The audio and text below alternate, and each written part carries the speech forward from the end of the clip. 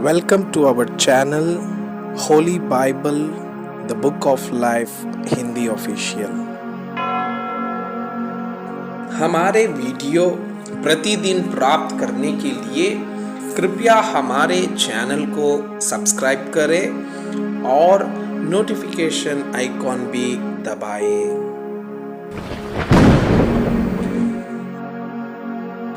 आज का पवित्र बाइबल पाठ लेव्य व्यवस्था की पुस्तक अध्याय 18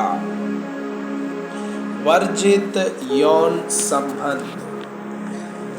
फिर यहोवा ने मूसा से कहा, इस्राएलियों से कह कि मैं तुम्हारा परमेश्वर यहोवा हूँ।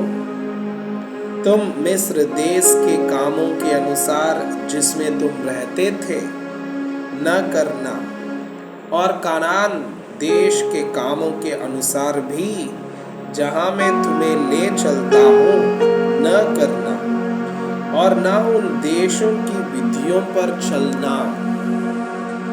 मेरे ही नियमों को मानना और मेरी ही विधियों को मानते हुए उन पर चलना। मैं तुम्हारा परमेश्वर यहोवा हूँ, इसलिए तुम मेरे नियमों और मेरी विधियों को निरंतर मानना। जो मनुष्य उनको माने वो उनके कारण जीवित रहेगा। मैं यहोवा हूँ। तुम में से कोई अपनी किसी निकट कुटुंबनी का तन उखाड़ने को उसके पास न जाए। मैं यहोवा हूँ। अपनी माता का तन जो तुम्हारे पिता का तन है न उखाड़ना, वो तो तुम्हारी माता है, इसलिए तुम उसका तन न उखाड़ना। अपनी सौतेली माता का भी तन न उखाड़ना, वो तो तुम्हारे पिता ही का तन है। अपनी बहन चाहे सगी हो चाहे सौतेली हो, चाहे वो घर में उत्पन्न हुई हो चाहे बाहर, उसका तन न उखाड़ना। अपनी पोती या अपनी नतनी का तन न उखाड़ना। उनकी देह तो मानो तुम्हारी ही है।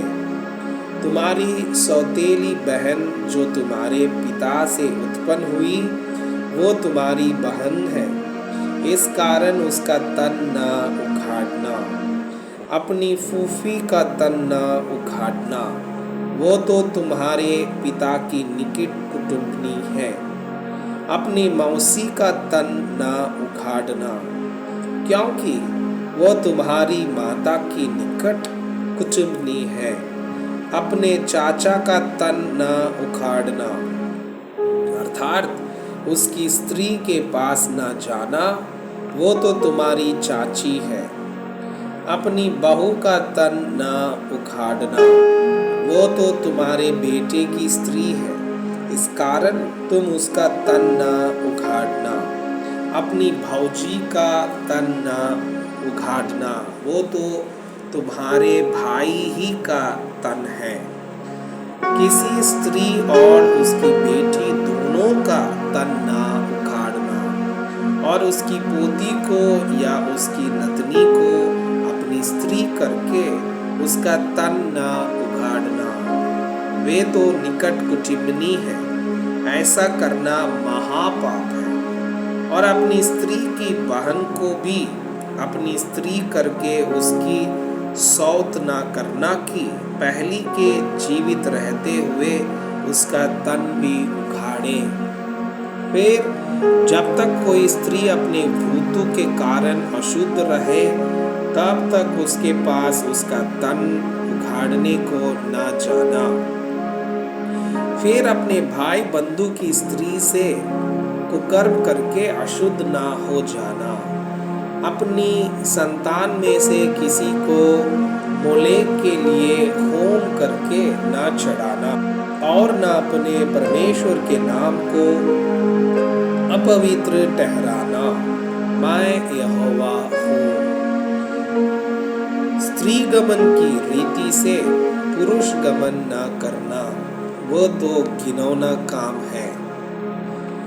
किसी जाति के पशु के साथ पशु गमन करके अशुद्ध ना हो जाना और ना कोई स्त्री पशु के सामने इसलिए खड़ी हो कि उसके संग कुकर्म करे, या तो उल्टी बात है।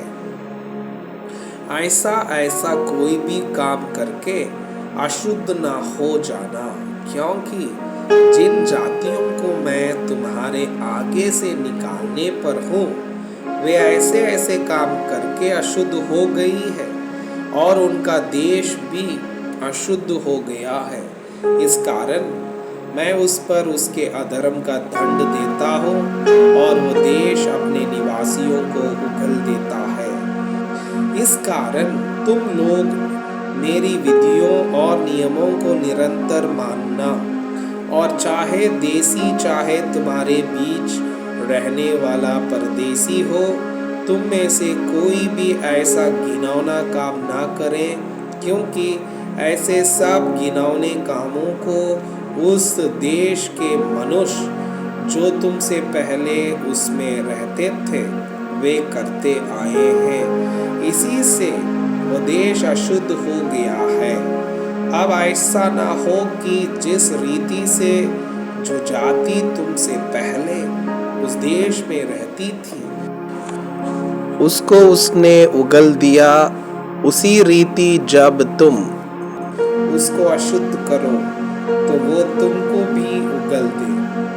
जितने ऐसा कोई घिनौना काम करे वे सब प्राणी अपने लोगों में से नष्ट किए जाएं। वो आज्ञा जो मैंने तुम्हारे मानने को दी है उसे तुम मानना, और जो घिनौनी रीतियां तुमसे पहले प्रचलित है उनमें से किसी पर ना चलना और ना उनके कारण अशुद्ध हो जाना। मैं तुम्हारा परमेश्वर यहोवा हूँ।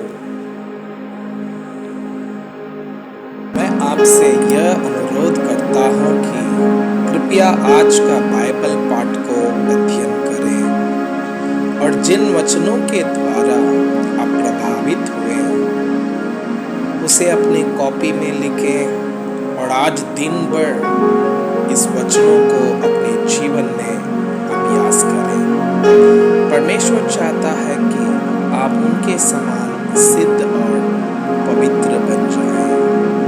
परमेश्वर आप